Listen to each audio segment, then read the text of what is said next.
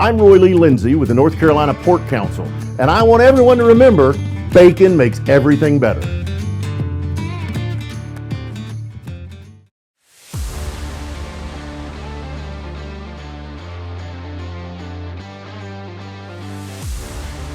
Wild Dogs and Hogs right here on the North Carolina Sports Network. It's another week of college football talk with the coach, Jim Collins, and yours truly, Mike Waddell. And Jimmy, we're going to unveil a new format this week. We have pregame that leads into the first quarter. Then we'll take a timeout, come back for the second quarter, little halftime show.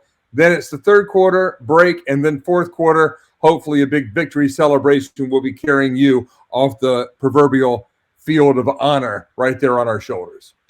Well, I hope it doesn't exhaust me as we play all those quarters, because I'm in decent shape, but I'm not in great shape. So you may have to sub for me here a little bit as we move through this.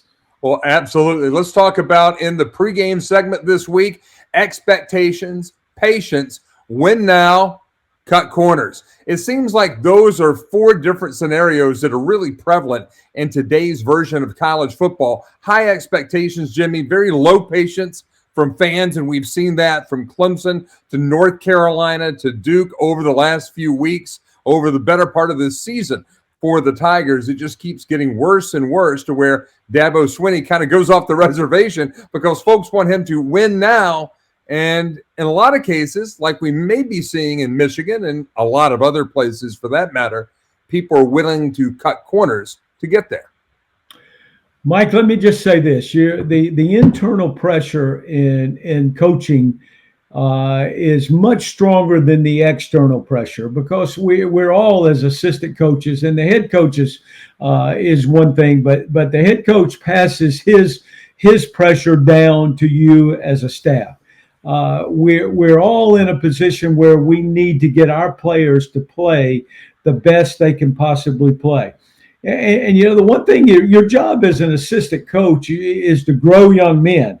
But that's a great statement to make. We're going to grow young men, and we're going to build them into great husbands and fathers and do all that stuff, which is very important. But the bottom line is, the people out there watching expect you to do what? They expect you to win. And that's our job, is to win. Winning is the bottom line. And there's no accepting anything less than that, especially when you're better than the team that you're playing. We've talked about the use of the transfer portal to get good quick. Florida State right now on offense, 9 transfers out of the starting 11 for the Seminoles. But no school, Jimmy, have we talked about, has done anything more with the portal and really blown it up from a PR perspective than our friends in Boulder, the University of Colorado, and Deion Sanders, Coach Prime. They beat TCU. Everybody jumps on the bandwagon. Best thing ever. Hype, yeah, but it's early season college football, and everything until October's hype, as we found out, readily over the last couple of weeks. But now everybody's squarely off the Deion bandwagon. And now for a second consecutive year, his team has been robbed. Last year, they were robbed in their own home locker room. They're in Jackson, Mississippi. This year, they're robbed at the Rose Bowl out in Pasadena, California. You know that Pasadena crime rate's got to be pretty high, but that's an example of the hype. And sometimes the hype doesn't live up to reality. And in this case, look, Deion's going to be just fine, and he's doing a great job. But he's already talking reboot, Jimmy, and I know that has to concern you, coming off your career where you put the kids at the center of everything that you believed in. Well, it's so unfair. If you're an offensive lineman at the University of Colorado right now, and you're fighting your butt off to protect Shedeur Sanders and do the things that are right, and then your head coach is going to walk into a press conference and say that we're going to look to replace all of you right now. Well, how do you feel good about going out and fighting for that program and fighting for that university to play the best you can play? It all becomes personal. The team becomes secondary at that point. And I don't know, I've never been in a situation where individuals won games, teams win games. And if you look, and I'm going to use the NFL as an example right now, because who you select to be in your locker room, in your 53-man roster in the NFL is so critical, so critical. And it is at any level. So your locker room and what happens in there, because let's face it, Mike, these guys they're not silent in there. They're talking. They're going to talk about, hey, what I like, what I don't like. Hey, well, this butthole, I don't like this guy. I don't like that guy. They're talking. And guess what carries over to their mentality when you get ready to line up and play? So you got to control the locker room, number one. And I'm not sure they're controlling the locker room very well at Colorado right now.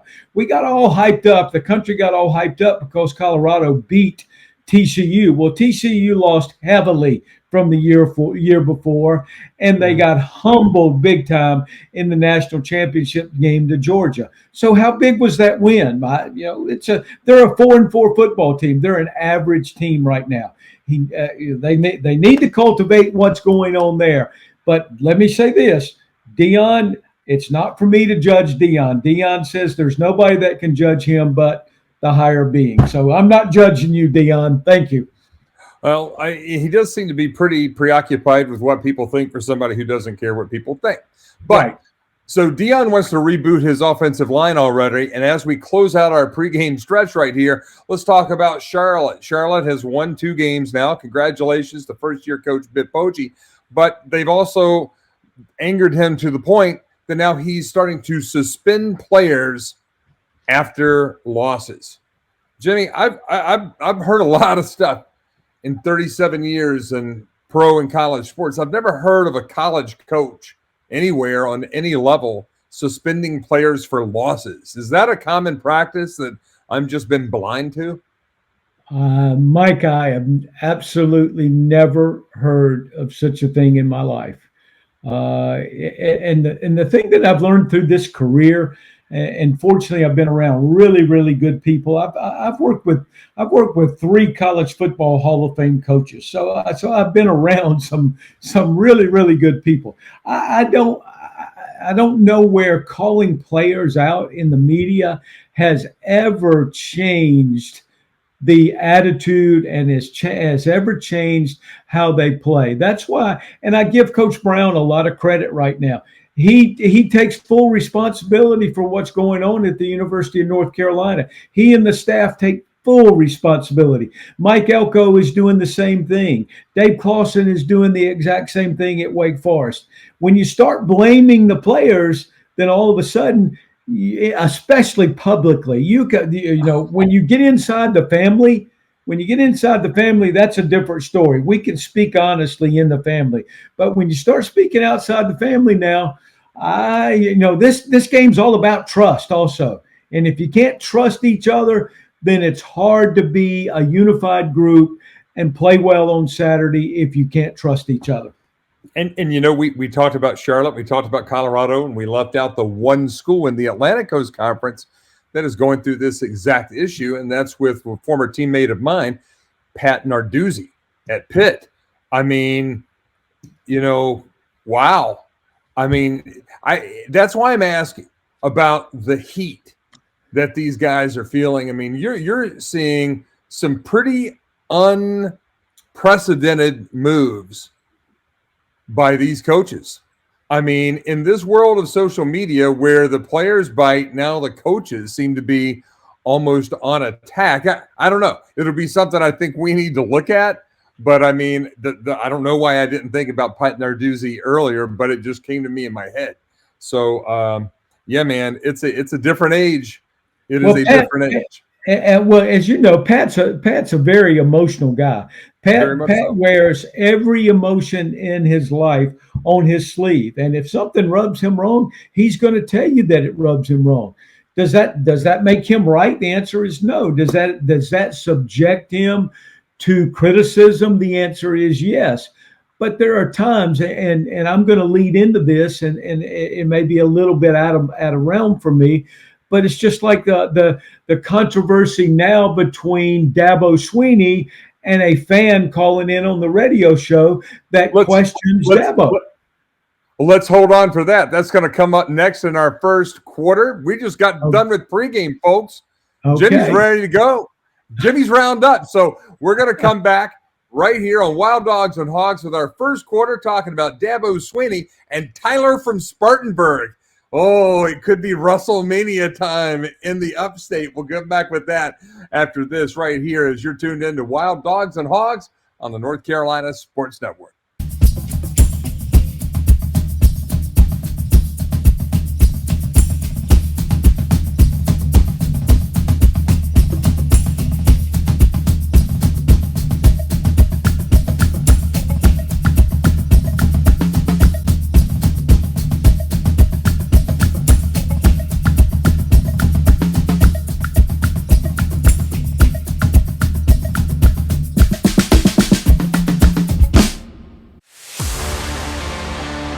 Okay, it's time for the first quarter here on Wild Dogs and Hogs on the North Carolina Sports Network. I'm Mike Waddell along with the coach, Jimmy Collins. And coach, it was Clemson head man Dabo Swinney earlier in the week on his call-in show, and he and Tyler from Spartanburg get into it. First, Tyler questions Dabo's competence, his loyalty, his overall intelligence, and his biblical scholarship, which are things that I probably wouldn't want to test. The second best coach, by record at this point in the history of the Atlantic Coast Conference. I mean, the guy has done a pretty good job, but his skin was getting a little thin.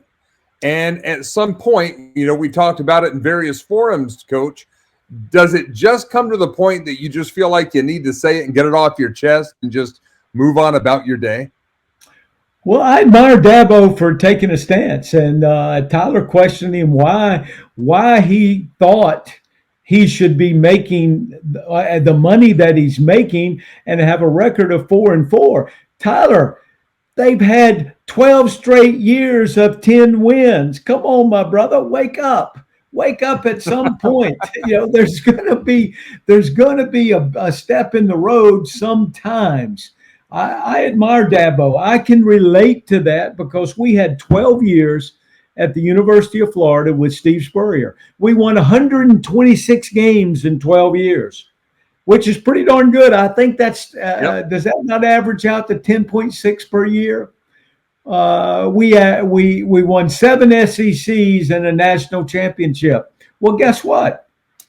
There came a point in time that it was not good enough. Winning was not enough. It was how well you played at that point in time. And that's okay. The expectations are there. But I applaud Dabo for standing up and representing his program, representing his players. He maybe went a little too far and attacked Tyler. All he needed to say was, all you got to do is look at the resume, Tyler. Just look at my resume. I was the lowest paid. Now I'm high paid. I've earned it. It probably averages out to a pretty good financial deal for Clemson. I think if I was Dabo, my answer would have been less than 15 seconds. It would have been, I work for Graham Neff, the director of athletics, and Jim Clements, the president at Clemson University. If you'd like to take up my performance review with them, by all means, have exactly. Knowing both of those guys pretty well, first of all, Jim Clements could be the nicest college president I've ever been around. I mean, truly a down-to-earth, make you feel like you're the most important person in the world when he's with you. And let me say this, Mike. Yeah. If they get tired of Dabo, Dabo will not have a hard time finding somewhere to finish his career. Or with the money that they owe Dabo can sit back and do a radio and do a show just like we're doing right here, or go into TV and laugh at all of them. So Dabo is Dabo in the Wild Dogs and Hogs. Exactly. He may be replacing me. Never.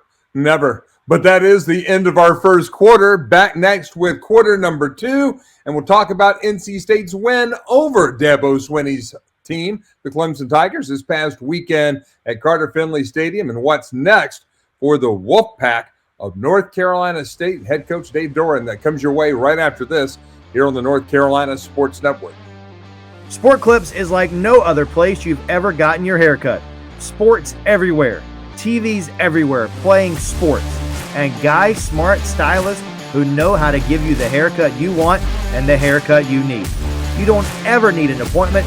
Walk-ins are welcome, and you'll walk out feeling like an MVP, guaranteed. Be sure to ask about the MVP experience, as it's something you just can't put into words. Awesome haircut, hot steam towel, invigorating shampoo, neck and shoulder treatment. It takes a haircut and turns it into an event. Sport Clips, a proud partner of the North Carolina Sports Network.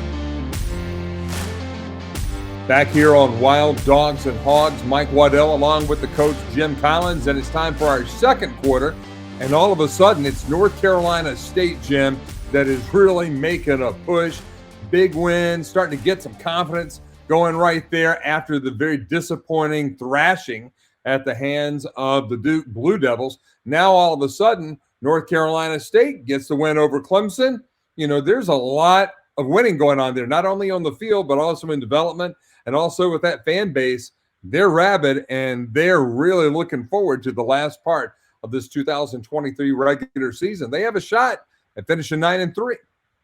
Well, they do, and it's interesting that last week's game was the Textile Bowl, and coming from a family that grew up in a mill village, I can relate to what that means, and that means hard work. That means working the 3 to 11 shift, the 11 to 7 shift, or the 7 to 3 shift. So evidently, NC State is working overtime right now, and they're doing quite well at doing that, and played great defense and scored enough points to beat the Clemson Tigers. And I don't think you can count the Wolfpack out now, because they've got that blue collar mentality that will take them to the next level. You and I were talking about that the very first edition of Wild Dogs and Hogs, the coaches that we liked in the state and why. And I think we both had the feeling that Dave Doran has built, in his decade plus over in Raleigh, he has built a culture there of a team that likes to hit people, that likes to play physical. They may not be the flashiest. They may not have the most stars on their resumes coming in from the prep ranks. But North Carolina State likes to play football, and they're peaking or starting to crest, it would seem, at the right time. This week against Miami, they get a win there, and people are really going to take notice. Then they come back against Wake Forest, Virginia Tech, two very winnable games, despite Tech's record of late, and then North Carolina on November 25th. You know that game is on everybody's mind right now, because the Tar Heels can't lose 3 straight to the Wolfpack in state and keep their momentum going long-term in recruiting. And right now, Dave Doran's got to feel like he's on top of the world. Well, Dave Doran has clearly stated how he feels about whether North Carolina State is a football school or a basketball school, and he let Steve Smith know that very quickly after the game on Saturday. But they have to feel good about the way they're playing right now, and as I've told people that I've spoken with throughout. The last 3 weeks of the season will be very interesting for a lot of teams in our state, because you have our in-state matchups, and all of a sudden the in-state matchups become very critical for where you're going to be bowl game wise, or if you're going to be in the championship talk. Who would have thought a few weeks ago that NC State would be on the edge of having a chance to win 9 games? But you can't count them out now. They're playing really well at this point in time. NC State on the rise. We'll continue to talk college football here in the Old North State when we come back from this brief halftime timeout. We have the third quarter talking about Duke and Wake Forest and what they need to do down the stretch. And also in the fourth quarter, we're going to talk North Carolina football with the coach Jim Collins. I'm Mike Waddell, and this is Wild Dogs and Hogs on the North Carolina Sports Network. The oldest restaurant in New Hanover County has a brand new look, feel, and taste, making it the #1 place for great food in Wrightsville Beach. Owner Jimmy Galeese and his wife Keaton have poured their hearts and soul into the reformation of this North Carolina coastal classic restaurant, and the impact has been fantastic. King Neptune serves fresh fish, chicken, and steak, and has an amazing wine and spirits to lift your dining experience to make it the best at the beach. Come taste the creations of Chef Chavez, and you'll know that you have tasted a little bit of heaven right there in Wrightsville Beach. That's King Neptune. Call them at 910-239-3055 and make your reservation now. King Neptune in Wrightsville Beach, a proud partner of the North Carolina Sports Network. It's time for the third quarter here on Wild Dogs and Hogs. I'm Mike Waddell along with the coach Jim Collins. And of course, it was Thursday night. It was Wake Forest playing Duke at Wallace Wade Stadium. Of course, this show comes out on Friday morning, but we taped it earlier in the week. And Coach, Duke has really run on some tough times right now. Riley Leonard is still not 100% in the pocket, but even when he is in the pocket, he's just not finding that crisp running offense that he had early on in the season. What does Duke need to really focus on as they go down the stretch of this ACC season, including some very emotional games coming up for the Blue Devils? They do have some critical games down the stretch here, Mike, and the big issue, and you hear lots of coaches talk about this, and it's very, very important. They're not running the football the way they did earlier in the year. And the ability for your offense to stay on the field protects your defense. And in the last two games, the Blue Devils have had a hard time staying on the field. And part of that is the injury to Riley, et cetera, and it goes along with that. But they got to get back to being able to run the football and maintaining the possession time to keep their defense off the field, because their defense is a little bit beat up. Their offensive line has been beat up a little bit. So the critical part for the Blue Devils is stay on the field offensively, rest your defense, go out on defense, stop the run, and be sound on defense. The last three games are critical for the Blue Devils, with Pitt, Virginia, and the University of North Carolina on that schedule. You've been at Duke a big chunk of your career.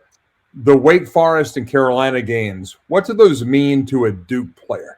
Oh, they're huge, without a doubt. And you always talk about winning within the Big Four, and obviously that's North Carolina State, North Carolina, Wake, and Duke. And you want to win the Big Four, so you have the opportunity to do that.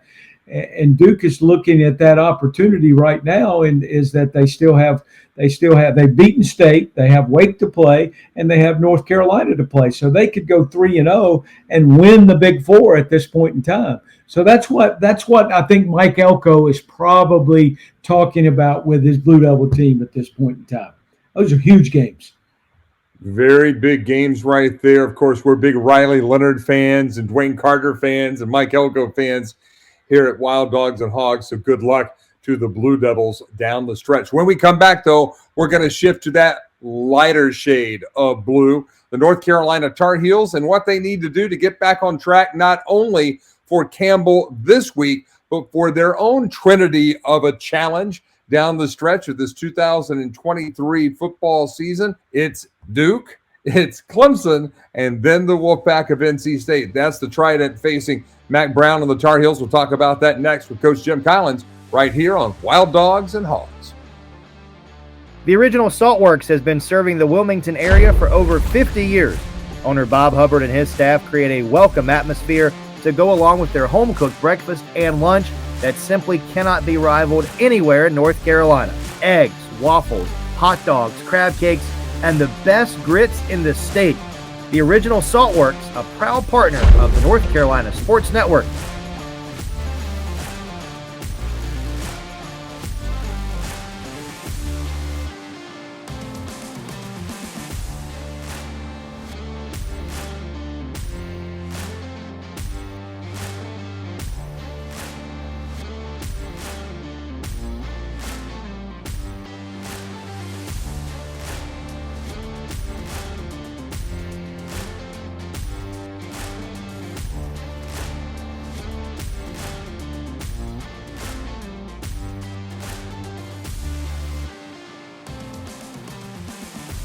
It's the fourth quarter here on Wild Dogs and Hogs. Mike Waddell along with the coach Jim Collins. And Jimmy, Carolina football, back-to-back losses to double-digit dogs. Virginia at home, on the road at Georgia Tech. It was like passing a kidney stone to watch that. I would imagine for you, being a defensive coach, there wasn't a lot of defense by either the Yellow Jackets nor the Tar Heels. Well, it hurts to see, because I do have a connection with the Tar Heels because I was there the last 2 years, and I love the players there and love the coaches there. To see them struggle, give up 240 yards rushing in the fourth quarter, and to lose that game was very difficult to watch. They have some challenges ahead of them. Obviously, they play Campbell this week, which should be a chance for them to heal and to feel better about themselves, and to execute some things, and just come off the field and have a good feeling leading into a critical 3 weeks. A home game against Duke, an away game against Clemson, and an away game against North Carolina State. There's nothing simple about that. You're going to have to play well in all 3 of those. So the challenges are out there for the Tar Heels. One of the myths that I pick up on social media from time to time, and it's not hard to find some crazy theories out there when it comes to coaching, is that North Carolina hasn't had a good defense. They can't build a good defense. They just try to outscore people. And, if I'm thinking back, Mac Brown's last Tar Heel team had a pretty extraordinary defense in 1997. And I would remember, at least at one point during the Butch Davis tenure, and I believe Coach Blake was with him at the time, that they had a pretty good defense at that point as well. You may remember better than I. But outside of that, North Carolina hasn't had that dominant type of defense really on a regular basis, dating back to the late 70s, early 80s Dick Crum era of North Carolina football. So is that something that a school gets labeled, not necessarily a basketball or a football school, but an offense school or a defense school? Does it ever get that granular? It can. Obviously you have the University of Florida and LSU that claim that they're DBU at this point in time, and et cetera, et cetera. Let's face it, this day and age in college football, it's hard to play defense. It's not easy with tempo and all the things that people can do to you. It stresses you up one side and down the other. So to have I wish I had an explanation for why you give up 240 yards rushing in a quarter. I really don't, because they're sound, their philosophy is sound, and all those things. But all of a sudden you just can't execute. This game is very, very challenging at this point in time, and obviously Gene and the staff at the University of North Carolina are burning the midnight oil right now, trying to find the reasons why they haven't accepted those challenges, and trying to find a way to accept that challenge in the last 3 weeks or last 4 weeks of the season. I'm sorry, I don't mean to exclude Campbell, but let's face it, we need to play really, really well, or Carolina needs to play really, really well against Campbell, but as we go down the road. I was going to ask you about that. So, look, the Camels are no joke. They have real players, and they have proud players. Their quarterback, Hodge Malik Williams, will test the North Carolina defensive backs because he's a really good passer, and he has some athletic, tall receivers. So Campbell is not going to be a raging joke, but North Carolina should win the game. Is this an opportunity to give guys like Ced Gray and Rucker and Eccles and some of those guys in the linebacking core, after a lead is attained, maybe after the end of the second quarter, that maybe you're getting some other guys some time? Because the one thing that North Carolina has not done through any of their 6 consecutive wins to start the season was get any backup time of any creativeness for their quarterback position. Outside of Drake May, nobody's played a meaningful non-victory formation, just hand off so we don't score any more points type of offense. I mean, can you use a game like this if you get a comfortable lead as just a bonus to play your second and third and plus teamers? Well, you hope you execute and play well enough that you get the opportunity to do that, Mike. But I look back to the Wofford game a year ago that all of a sudden the Wofford game turned into a much more difficult game than it should have been at that point in time. Wofford executed, we didn't execute, and I use the word we because I was there at that time. It's not we anymore. It's because I'm not there, but I still have that attachment to the players and what they're trying to do. So it became difficult. Don't get me wrong. Campbell will come in and Campbell will fight their butt off and they'll play as well as they can play. Yeah, it's big for them. It's an in-state. They're driving what it would take them 40 minutes to get to Keenan to play the game, 50 minutes at the most. So there's a lot of pride involved in that. But this game should give Carolina the opportunity to play lots of players and get their confidence back and be able to execute the things that they need to execute to be solid down the last 3 games in the conference. And those are Duke, NC State, and Clemson. Not in that order. Clemson comes before NC State. Coach Jim Collins, he gets us through all 4 quarters like a champ. So we'll hoist you up on our shoulders and we'll ask you one last question, okay? The one last question here on Wild Dogs and Hogs this week. Coach Jim Collins, the number is 30,000. Over or under 30,000 for the North Carolina Campbell game this weekend? I will say slightly over 30, but not much over 30. I will say announce 49,723. Actual turnstile count 25,680. Well, that of course I think half full would be generous for this game. Noon game. No. Of course, it can be announced because all the tickets are sold. Right. It's a sellout already, so it. And they're blue seats now, so it's going to look good on TV. Exactly. So I'm going to. It'll be interesting to see as we watch it. I say over 30, but short of 40. I think it's a tough situation to be in. I really don't envy the Carolina marketing staff to have to try to go out and really marshal the secondary market as they're going to have to do. It's going to be a tough push out there. And, that's okay. But we talked about this before, Jimmy.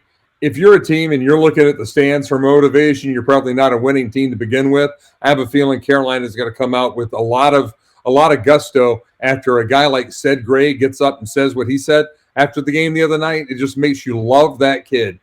We are blessed in life to have worked with some amazing kids. Cedric Gray is a pretty amazing young man.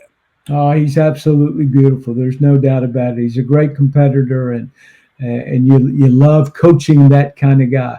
Yep. And you said it so well, Mike. It does not matter who's in the stands. We played games with COVID. There was nobody in the stands. Who was there to motivate you then? You had to go play, and you line up and you play, and you play for your pride, and you play for your team, and the guy beside you. Probably had more fun. Yeah, it doesn't matter. It doesn't matter who's in the stands. Sometimes they yell louder than the other people, but hey, the bottom line is I'm going to line up. I'm going to try to block you or tackle you better than you block and tackle me. It does not matter what that guy sitting in row 33 in seat 7 has to yell, how much he yells. Does not make a damn. Very well put. That is Coach Jim Collins. I'm Mike Waddell. Thank you for tuning in this week for another edition of North Carolina Sports Network's weekly college football show, Wild Dogs and Hogs.